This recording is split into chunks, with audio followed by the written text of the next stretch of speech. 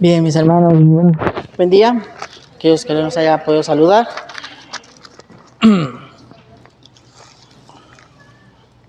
Me gustaría que me acompañen al Evangelio de Juan, a la cita que está ahí, Juan 17, versículo 3 y versículo 4 en versión, NBI. Y bueno, pues vemos que dice aquí el Señor Jesucristo, al principio del capítulo empieza a hacer una oración donde pues Él empieza a alabar al Padre, ¿no? Y en el versículo 3 dice, y esta es la vida eterna, que te conozcan a ti, el único Dios verdadero, y a Jesucristo, a quien tú has enviado. Y el 4 es el importante para nosotros. Dice, yo te he glorificado en la tierra y he llevado a cabo la obra que me encomendaste. Eso quiere decir que Jesucristo estaba glorificando a Dios porque estaba haciendo su propósito para lo que fue enviado. ¿Y para qué fue enviado? Para que lo conozcan al verdadero Dios, al Dios verdadero y a Jesucristo, ¿verdad? Para eso fue Jesucristo. Bueno, otro propósito de nuestro Señor Jesucristo, pues fue cumplir la ley, ¿verdad? Él cumplió toda la ley. Más o menos en el Antiguo Testamento vemos que son 613 preceptos, leyes, mandamientos de Dios a su pueblo. Y bueno, pues Él los cumplió cada uno de ellos, ¿no? Nosotros, y ahora estudiando la palabra de Dios que Dios me ha permitido a través de esta aflicción, estudiar la palabra un poquito más profundamente y he notado que nosotros tenemos dos propósitos en esta vida. Dios nos hizo con dos propósitos. El primero es cumplir sus mandamientos. El primero es amarlo a Él.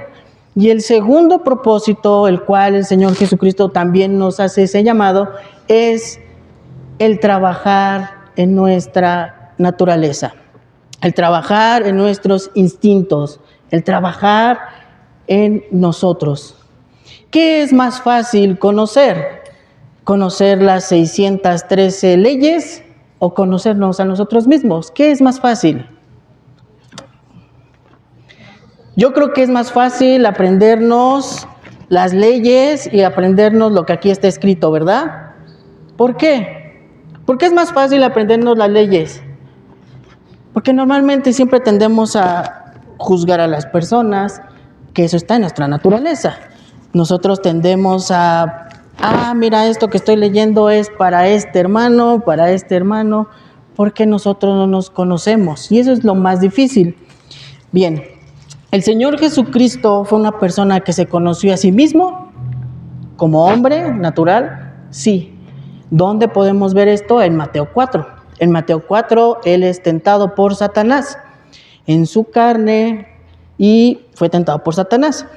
Luego vemos que por el mundo también fue tentado cuando Él hace esos debates con los fariseos. Podemos leer allá en Mateo que lo probaban, ¿no? Y tenían esa intención de probar a Jesucristo. ¿Y Jesucristo cayó en esas provocaciones? No, tampoco se dio ante el mundo. Y en su carne otra vez vemos que Él estaba afligido allá en el monte del Getsemaní, ¿verdad?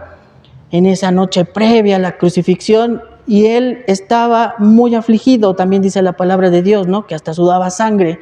Y podemos ver que Él también dominó su naturaleza. Y vemos en esa oración que dice, ¿no? Hágase tu voluntad, mas no la mía, ¿verdad? Y podemos ver cómo Jesucristo, inclusive como hombre, Él cumplió ese propósito también.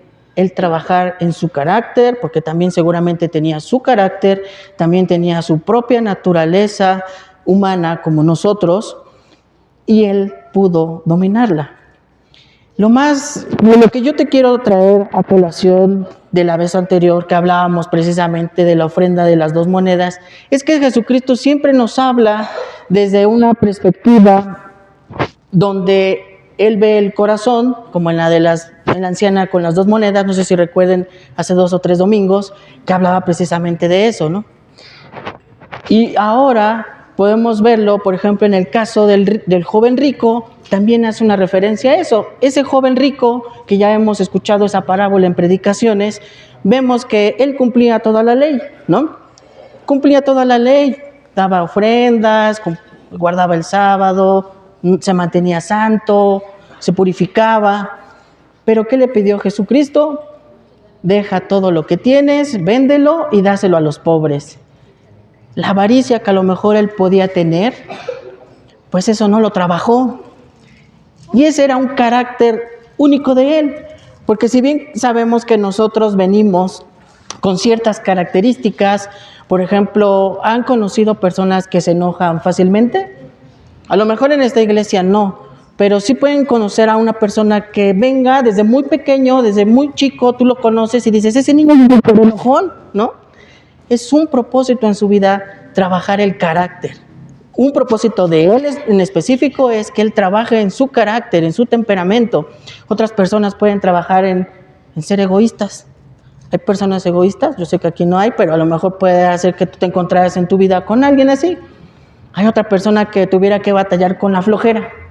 Ahora en el puente pasado, ay, es el puente, qué buena onda, no vamos a estar ahí bien tranquilos. Y no va a salir de vacaciones, pero dice, yo me voy a quedar acostado todo el fin de semana y no voy a hacer nada. A lo mejor es algo que él tiene que trabajar. O también podemos trabajar las envidias, el orgullo, la soberbia, pero es bien difícil identificarlos. ¿Por qué? Porque todos tenemos un poquito de envidia, todos tenemos un poquito de orgullo, un poquito de flojera, pero ¿cómo vamos a detectar nosotros lo que tenemos que trabajar?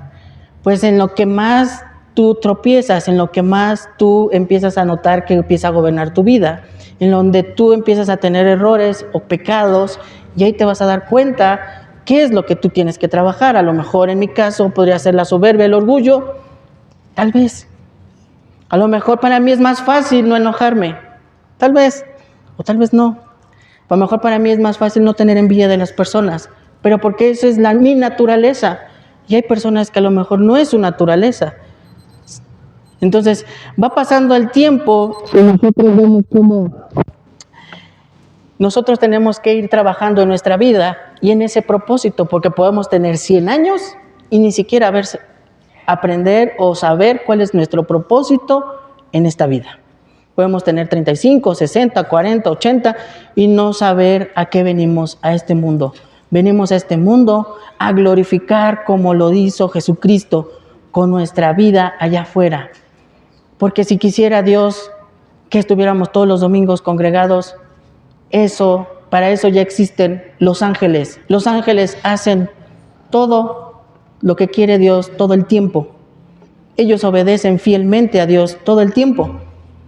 ¿Y de quién se agrada más? ¿De las alabanzas? ¿De quién se agrada más? ¿De los ángeles o de nosotros los hombres? De nosotros los hombres, porque nosotros tenemos espíritu, tenemos un pedacito de Él. Nosotros somos el templo de Dios. Por eso a nosotros tenemos más cercanía con Dios que inclusive los ángeles. Entonces nosotros tenemos que perfeccionar en ese segundo propósito, que es trabajar en nuestra naturaleza. Y es lo que he aprendido hoy y continuamos en la siguiente ocasión. Gracias.